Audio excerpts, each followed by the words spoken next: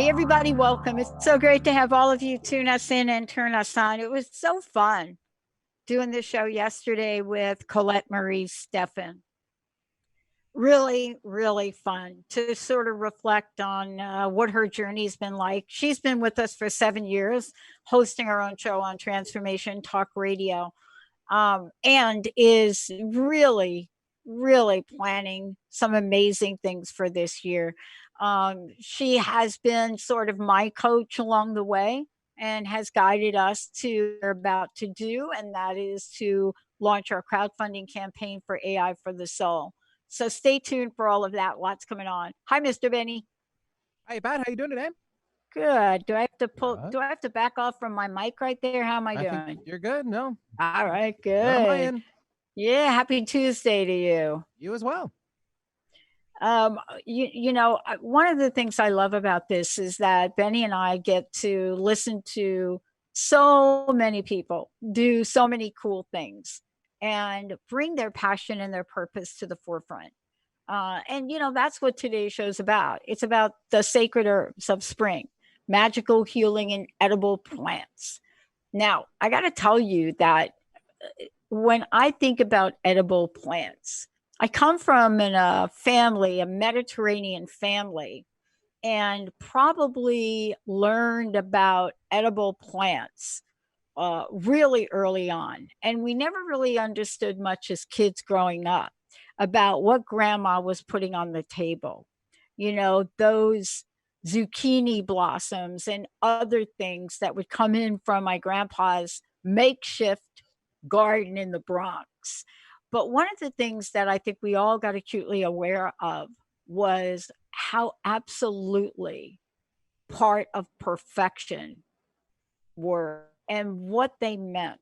And if you ever watched my grandma and the way she handled them and the way she cooked with them, you would have to know and recognize that a special, special, special connection. So does my guest today, Ellen Evert Hopman, joining me here today. And what we're talking about is what it means to look in to the energy and look into the significance and look into what we once knew ages and ages ago and tap back into that. So today also, yep, we're going to be talking right there. See that book?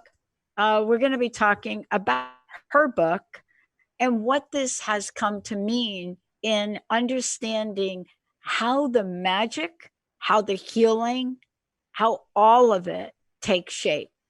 Ellen, it's great to have you on the show. Well, thank you very much for inviting me, and happy Beltaine. Yes, happy Beltaine. For people that may or may not know what Beltaine is, let's give people a short education on it. Well, okay, it's an ancient Celtic festival, and it's just as important as the opposite end of the year, which is Halloween. For the ancient Celts, there were only two seasons.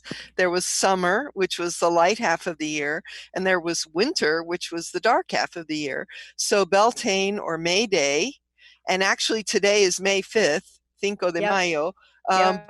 Some people say that today is actually the day, astronomically today is the day. But anyway, so Beltane was the passage from winter to summer, and Samhain, or Halloween, was the passage from summer to winter. So they were two portals at opposite ends of the year. And our culture has remembered Halloween. We celebrate it, Samhain or Halloween. We still celebrate it. We still remember it as a spirit night when there are ghosts and goblins and fairies and witches, and all the spirits are around, because the walls between the worlds are very thin, and it's easy for the ancestors to come through, and we can contact them and they can contact us, and we can do magic and all that. But what we've forgotten as a culture, except for certain people, druids, witches, people like that, and Morris dancers, our culture has kind of forgotten Beltane. And it's just as potent as Spirit Night. Well, one of the things that makes these potent, to begin with, both of these very potent, is sort of the ritual. And what I mean by ritual is, but Halloween is by far one of my greatest days of the year for whatever reason that is. There's some kind of draw I have had, even as a young child, right? But I think there's that we're learning more about, and I wasn't kidding when I about my grandma.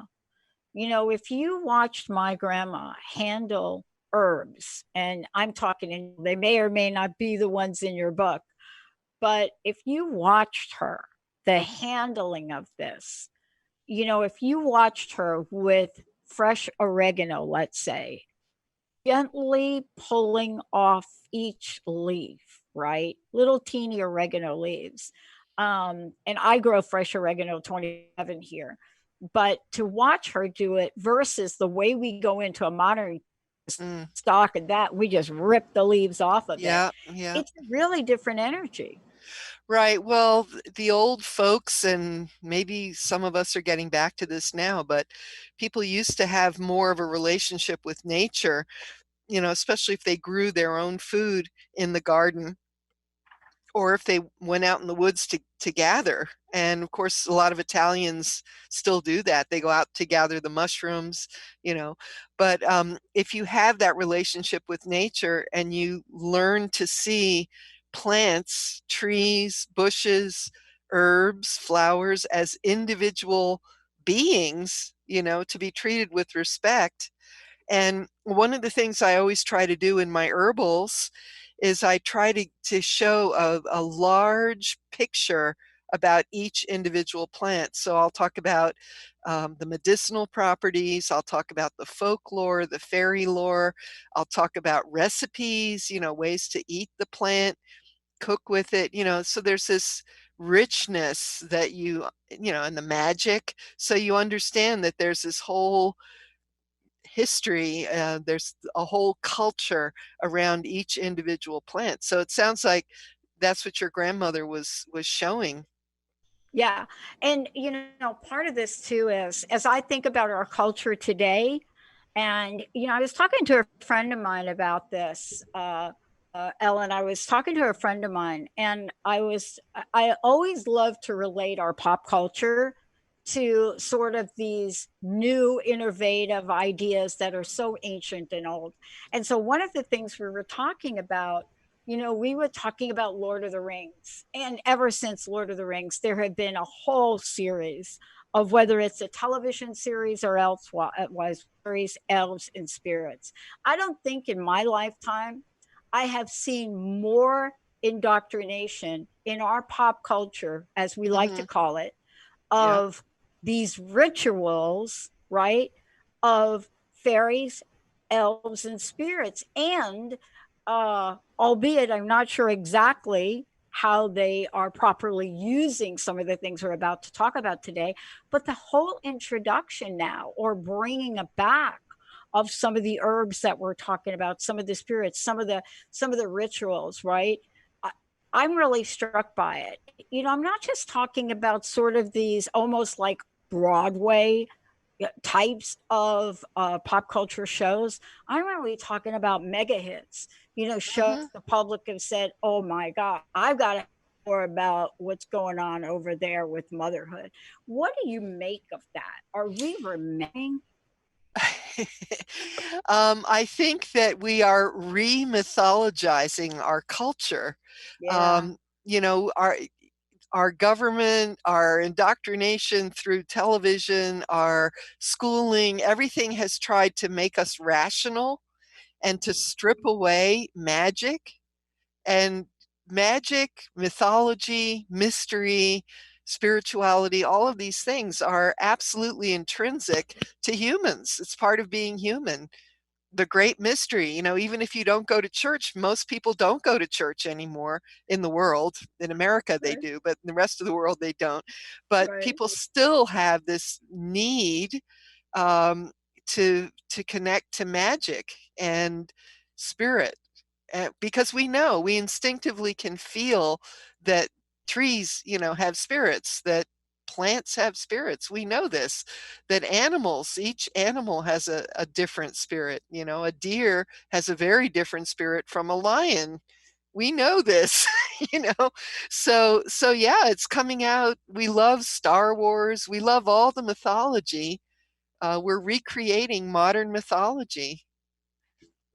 And one of the things I want to do when we come back is dig much deeper into the book that you've just written, but also to talk about, the dots are that get connected for us. Whether it's a new conversation we have about, in my language, not yours, concoctions and witches, or a new energy we have about herbs, homeopathy, and new essential oils now.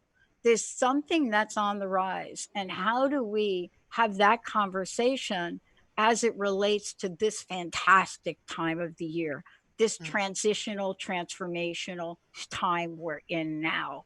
And what is our anticipated action during this phase? Stay tuned. We're going to take a short break. We'll be right back.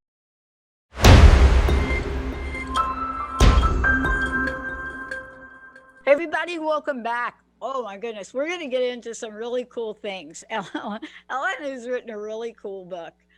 Before we do, Ellen, how do people find out more about you? And then we're going to get into first of all, format of the book, but just some beautiful, beautiful remedies in here. But how do they find out about you? Because this is not your only book.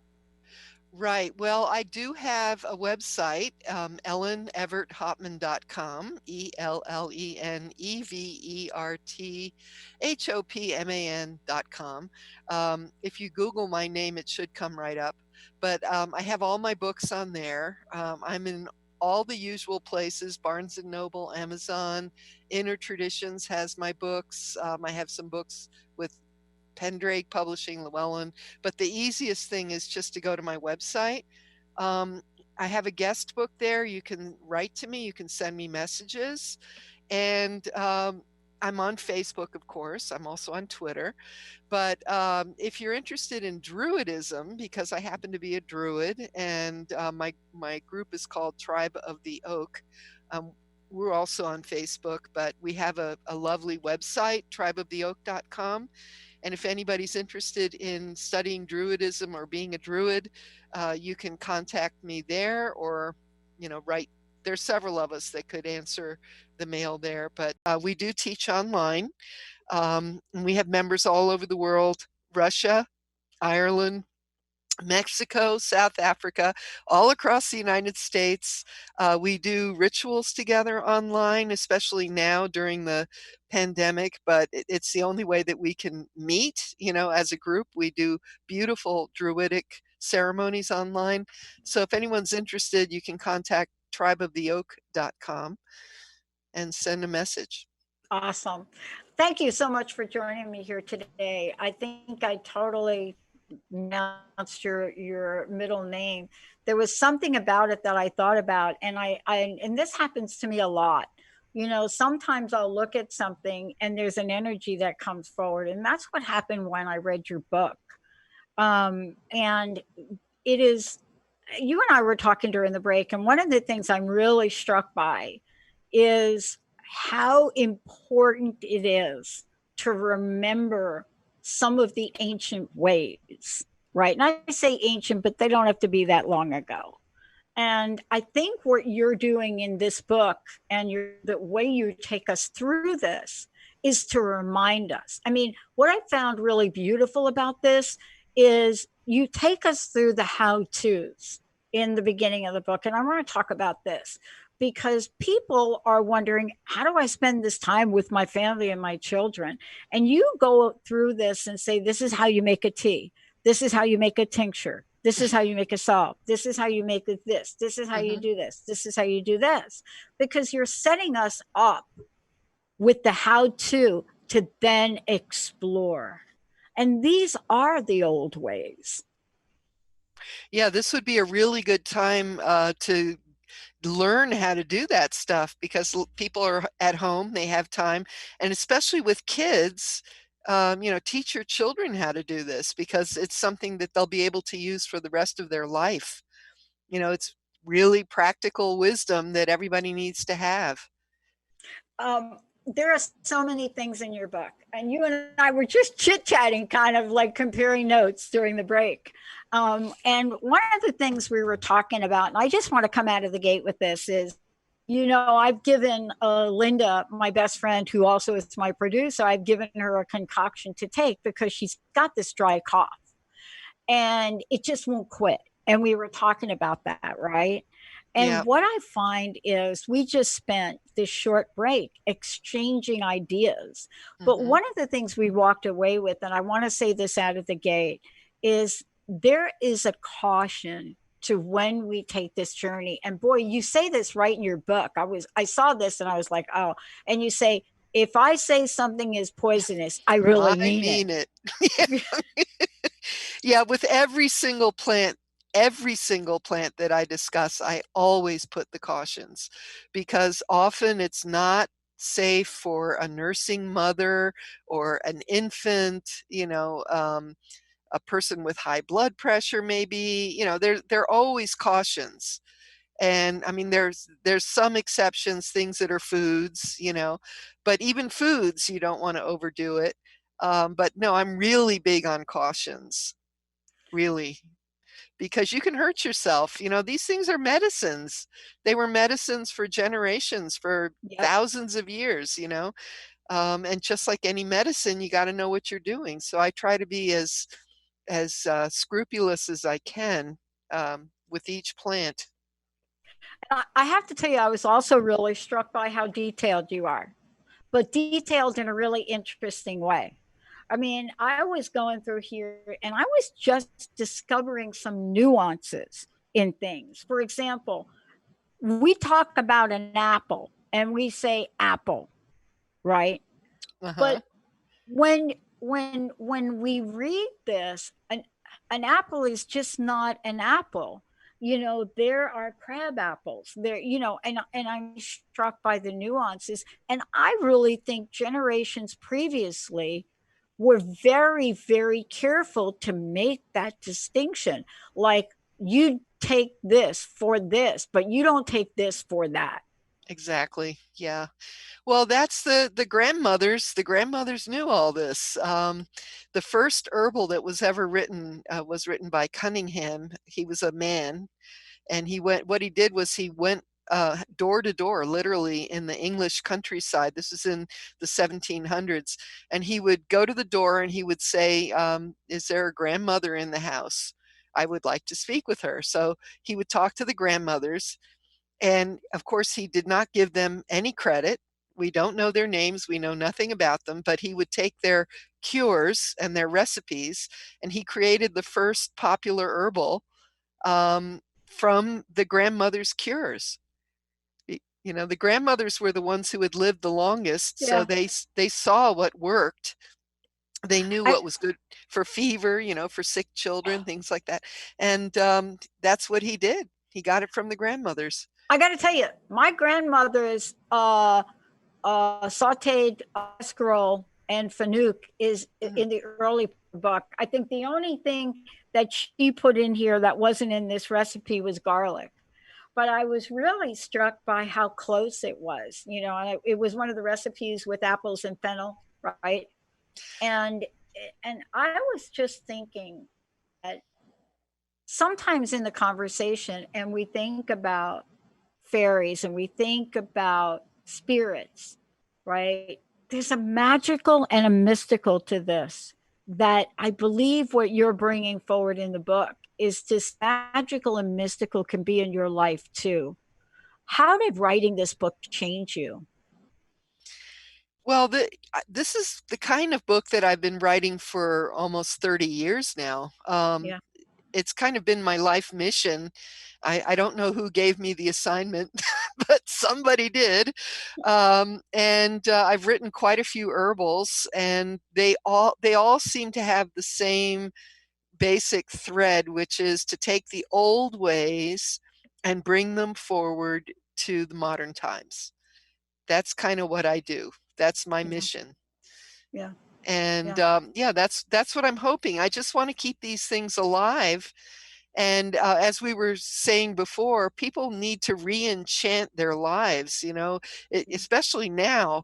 It's so depressing what's in the news every day. You know, it's just awful. So, I mean, we need to go back to the plants themselves, sit down on the earth, be with the plant, meditate with it, look at it, smell it, touch it, you know, get its essence, form a relationship with it, realize that it's a sentient being just like we are, um, and then just go into the depth of what the plant is. There might be a plant that you're attracted to and you don't really know why. Find out something about that plant, figure out why you're attracted to it. Maybe it has a medicinal property that you need. Maybe it has vitamins that you need. There's something going on there. Maybe it has a flower essence personality that you need, you know. Just pay attention to nature. That's one thing that we can really do now. You know, we're being forced to stop and slow down and stay at home. And there's just a richness. I'm looking out the window and, you know, there's grass, there's Yeah. nasturtiums, and there's Yeah. daffodils, there's all kinds of oak trees and maples. And I mean, each one of them couldn't be explored. You know, one of the things my friend sent a friend me the other day, and I didn't really relate to it till I went back and I read your book again. And she said to me, fairies are weeping. And I said, well, you know, what do you mean? You know, what do you mean the fairies are weeping? And she went on to talk about it a little bit.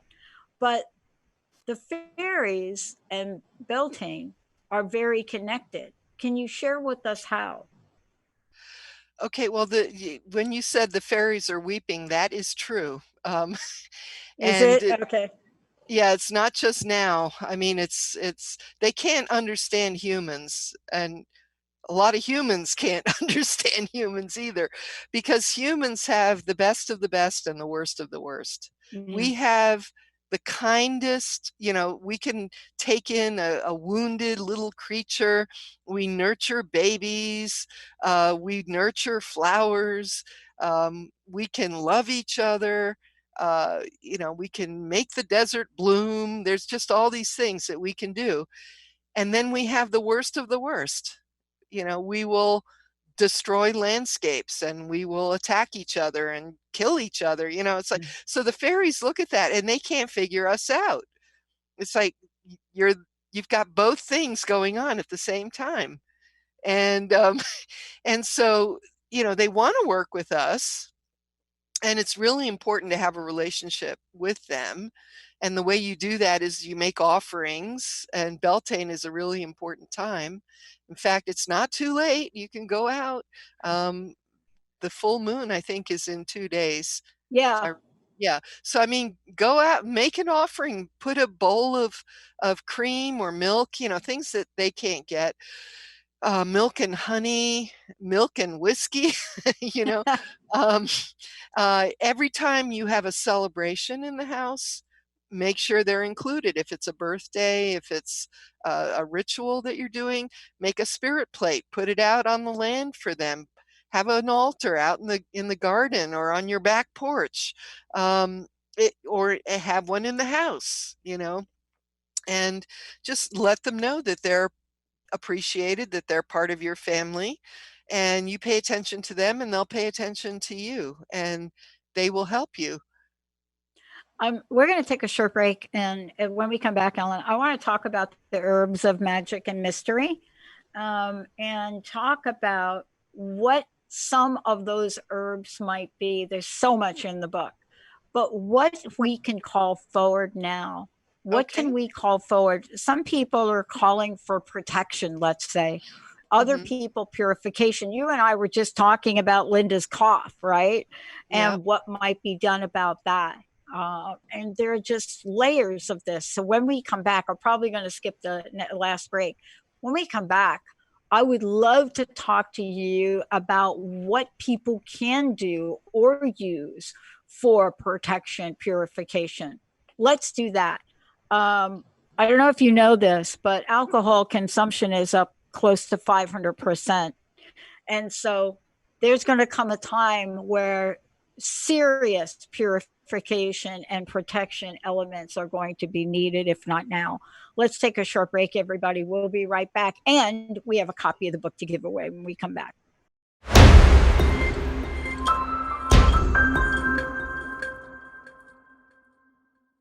Hey, everybody, welcome back. It's so good to have you tune into the Dr. Pat Show. For more information about me and the show, go to the drpatshow.com or just Google Dr. Pat or Dr. Pat Show. Transformation Talk Radio is one of the networks we're on, and that's a little network that I started about 10 years ago. Today, joining me, Ellen, the book is called The Sacred Herbs of Spring. How do people get a copy of the book? And let's make sure they know how to find out about you again. Well, yes. Well, they can go to my website, which is elleneverthopman.com, ELLENEVERTHOPMAN.com. And you can order a book from me and you'll get a signed copy, or you can go to all the usual places. Go to your independent bookstore. I don't know if those are even open now, though. Or you can go to Amazon. You can go to Inner Traditions. Barnes and Noble, all those places would have it at this point. Cool. Thank you so much. Benny, let's go ahead and give a copy of the book away. 1-800-930-2819. Let's give a copy of the book away.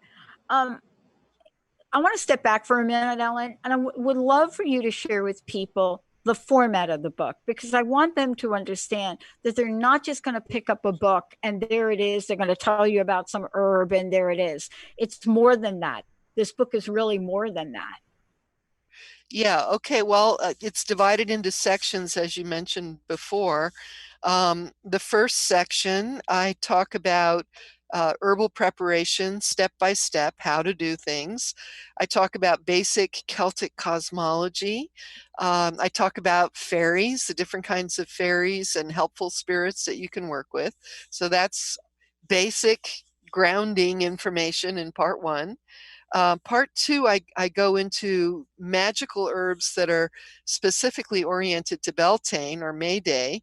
So that includes things like the wood, the sacred woods that you can burn in the Beltaine fire, herbs that are used to invoke the fairies, the elves, the spirits, herbs of magic and mystery and transformation, and herbs of protection, herbs of purification, herbs that you can use to contact other realms and have visions, herbs for courage and clarity, herbs for love, fertility, and abundance. These are all separate chapters, by the way. And herbs and flowers that you can eat that are available around this time of year and use in your rituals. And then part three, I talk about how to do a ritual. I break it down. I have a goddess ritual, which is oriented to the goddess Flora, and a god ritual, which is oriented to the Daghda, who's a Celtic deity. And I have cautions with both, saying do not mix these deities because that would be rude, because Flora belongs to the Greek and Roman, Latin culture, and the Daghda belongs to Celtic society, and they would not necessarily enjoy hanging out together. And then I have a chapter on foods for the Beltaine feast. And one of the things, I use the term kitchen witchery a lot. When I talk about the magical properties of a particular plant, then I try to offer a recipe. And it could be anything from a quiche, it could be a soup, it could be just a stir fry, it could be a dessert, a cake, it could be a jelly, a jam, a drink. Just so that if you're working magically with a particular plant, you can take it to that next dimension. You don't just have to have it sitting on your altar. You can wear it as a crown, or you can wear it as a belt around your waist. You can drink it. You can put it in the ritual cup. You can hang it on the door. I mean, there's just lots of ways to work with these plants to really incorporate the spiritual essence of a plant into you, you know, physically and not physically at the same time, if that makes sense, you know? Yeah. Wow. Um, Thank you. One of the things that I was talking about before the break, and we hear people talk about quite a bit, and that is cleansing, purification, and the other is protection. Protection, even if people don't say the word protection, there is an energy of it right now, right? Yep. There is an energy to protect in a lot of different ways. As a matter of fact, it is not only just individual, it's societal, and it's a global energy right now, that energy, but it's used in different ways for different things. What is protection in the context of this book? Well, like you said, there are many different ways to protect yourself, but I do have a section on magically protective herbs, and I'll just talk about a few examples. Elder, for example, um, if you have an elder tree near the house, uh, that is very protective, and you can hang elder on the door to stop evil from entering. That's an old tradition. You can also make a cross, an equal armed cross. It's not the Latin cross, which has the longer base and then the shorter arms. It's an equal armed solar cross bound with red thread. And elder is one of the trees that you can do that with. And of course, elder is extremely protective in other ways. If you make a tea of the flowers, if somebody has a really bad fever, it has an effect that it opens up the pores of your skin and makes you sweat. So it's appropriate for children, it's appropriate for adults, to help bring down a fever. And then the berries are loaded with iron. That they're bright red or maroon red. And if you take the elder berries internally, they build blood, so they strengthen your blood. And one of the things people should be doing right now is consciously working on their immune system. Yeah. But before you take any herb, please Google herbal contraindications, because if you're on any medication, even over the counter stuff, there could be a contraindication. So you have to research any herb that you take because they are medicines. But if you take elderberries, that will build up your red blood cells. Combine it with echinacea, and that builds the white blood cells or the killer cells. And then I like to mix that also with burdock because burdock root is cleansing to the blood. So you'll be building your blood and cleaning it at the same time. And using those together is going to help build your immune system so that if you do get sick, I'm not saying it's going to cure anything, but if you Right. do happen to get sick, it means that you will be in a better position to deal with it. But again, before you take anything, you must investigate the contraindications. And I think that's to be said with everything we do, and shows that of course that I do on a daily basis. We bring on people such as yourself to talk about what you've learned, but there are some things that people should be aware of. I think one of the things that I was acutely aware of early on in my healing journey is, there is a method to this. And left on my own, I might put some things together that really don't belong together. And I Mhm. think that's part of the wisdom of this. But I agree with you. I mean, there are some things that you absolutely want to look at. And if you are under medical care, of course, there are some things you want to have checked. But the other thing, too, I wanted to talk about, there's a part in your book that really addresses, things like courage, clarity, and abundance. And these are, when I think about, if I take all of the things in your book, and I lay them out. I'm really struck by the fact that before we had the society we have now, and um, you want to go back 100 years plus, 150 years, let's say, this all people had, right? Yeah, actually, you have Italian heritage. So before we get off on another tangent, I just wanted to mention garlic because everybody must have garlic in the house, or even onions. You can put a row of onions on your windowsill, or you can hang garlic. And I'm sure your grandmother knew this. Oh, You can yeah. you hang garlic on over the entrance, or put it in the windowsill, and that prevents evil, Yep. including disease and sickness, from entering the house. And of course, it also protects you from vampires and werewolves, and prevents the evil eye, malocchio. But yeah, but for protection.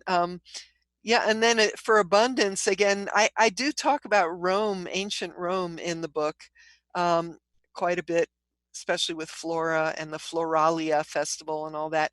But beans, for abundance, were very important to the Romans, and they ate beans at weddings, they ate beans at funerals, they threw beans at each other in the Floralia festival. They It must have been wild, because they would go into the stadium, and they would let rabbits and goats run wild, and they would fling beans at each other.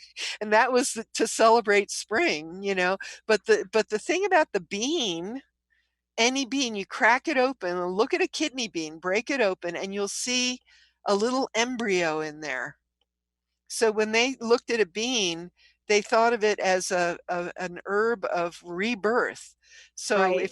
if you were at a funeral and your great grandmother had just passed over, or your great grandfather, and you wanted them to come back to the clan to be reborn in the family, everybody ate beans, because surely the spirit was going to inhabit one of those beans, and somebody would swallow it, and then grandma would be reborn. I mean, all of what you're talking about, I have to say, having grown up in, both of my mom and my dad's family, with grandparents and relatives that were highly ritualistic in what they did and how they did it. And that has been passed on to a number of us, right? I mean, if you look behind me, you'll see one of the altars in my house. I have several. And it's not like you grow up and you go to school and somebody says, hey, why don't you create an altar? That's not it. I mean, these are things that are pulled forward. I want to ask you, uh, I think about the global impact of the world, and there are certain things that I think about being brought forward. One of the things I was really struck by is, I'm a girl from the Bronx. So my indoctrination in meeting just a fantastic woman, Sidonia Cahill, who introduced me to ritual and vision questing. And what I became immediately attracted to was sage, various types of sage. The difference between the sage we gathered ourselves in the high desert of California, the beauty of white sage. Sage is something that almost everybody listening to the show can relate to, but I'm not so sure that everyone quite knows the power of it. Can we talk about sage for a minute? Oh, well, that's a big subject. It But is. I mean, there's some people who say that only Native Americans should use sage. But as you said, there's sagebrush that grows out in the West, and anybody who, I was not born here, but anybody who was born on Turtle Island, here in America, is a Native American, and they just need to act like it, and not wreck the place. They need to have respect for the place where they were born. But yeah, sage is it's drying, first of all. So if you have any kind of a wet condition, a wet cough, a rheumatic condition, any Yeah. moist, wet condition, sage will dry out the body. if you have a dry cough, it's not a good idea. Right. But spiritually, it's a purifier that puts you in. Sage and cedar both do this. Cedar does it Yeah. also. Puts you in the frame of mind for prayer. It's kind of like the American version of frankincense. You know, frankincense comes from the Middle East, right? And Yeah. it's used in churches. But sage has the same kind of, and copal is another Native American one. That's a resin. But we have Native American herbs like copal, like sage, that they just open up your senses and open you to the spiritual realm. You know, they prepare you for ceremony. So one of the things that I always do if I have a ritual here on the land where I live, we always smudge people with sage before we begin. And as soon as you inhale that sage and you bathe in it, you know, you put it over your head, you pull it to your heart, Yeah. you turn around, you cover yourself in it, you immediately calm down and you become more earthed and you become more present and you're ready to do ceremony. You're in a different frame of mind. It's just a wonderful herb that way. I've never seen really anything like it. And, for a number of years, I was part of a group where we took kids on a 9-month journey and, using the traditions of the indigenous people of the Lakota. And they were part of the council for this program that was created. And to watch in a 9-month period the lives of children change through the rituals you're talking about, and some of the herbs and some of the remedies and some of the things in your book, to watch how the impact of this transforms young people, it is so difficult to explain. And I'm talking about young children that were categorized with ADD, ADHD, AD, Hmm. all of the D's, on Yeah. their first day in joining the circle, could not sit in the circle. But the transformation and where these children are today. And I did that for a number of years. And, to watch them build their own sweat lodge. I mean, my gosh. But that is part of something that's hard to describe, like you just beautifully described sage. Because until you go through that ritual and feel it, and that's what I find in so much of what you put in this book.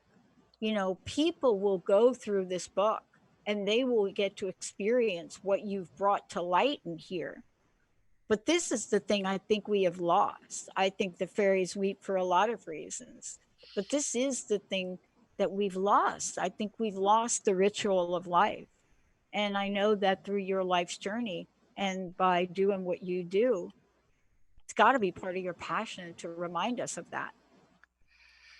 Well, we desperately need to change our culture. We need to change our relationship with the earth, and the earth is doing it for us. And we're having this wonderful interval.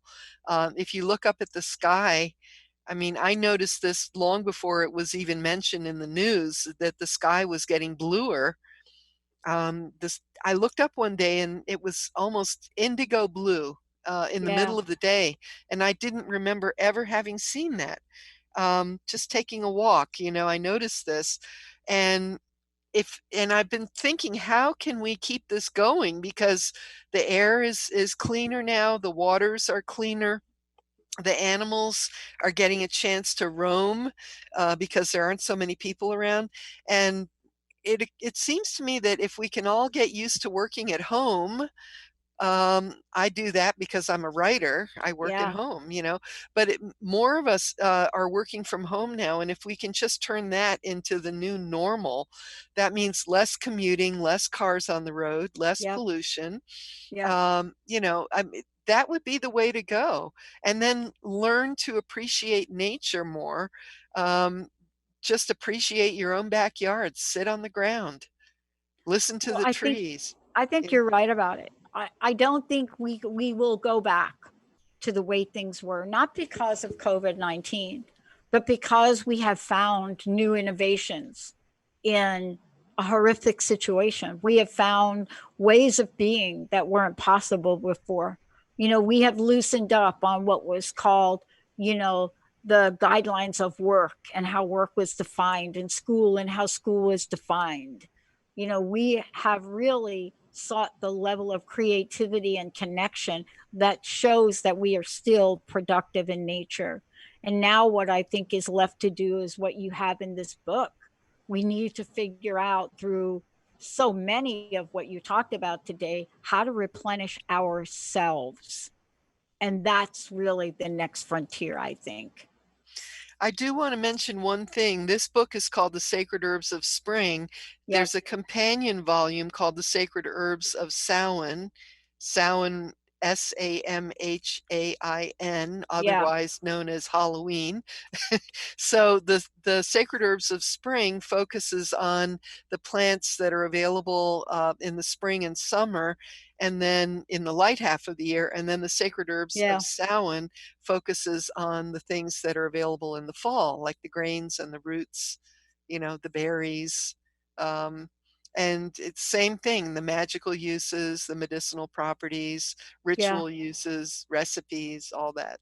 I have to tell you, this is quite an accomplishment, as all of your work is. Ellen, thank you so much for today. Last question. What's your personal message? What do you want to leave us with today? Just go outside.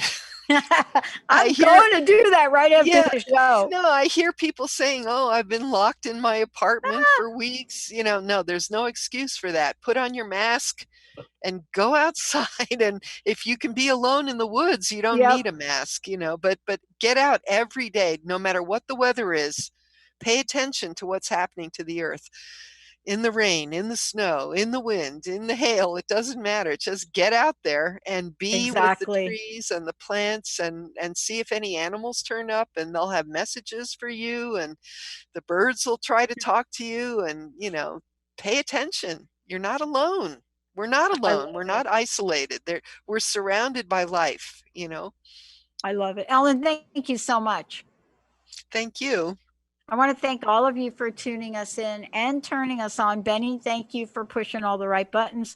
Olivia, thank you for doing the same. And to all of you, the best listeners on the planet, thank you so much for being you. And don't lose hope. You know, stay in so much of the energy of courage that's within each and every one of you. I know it's there, and I know it's there to share. We'll see you next time.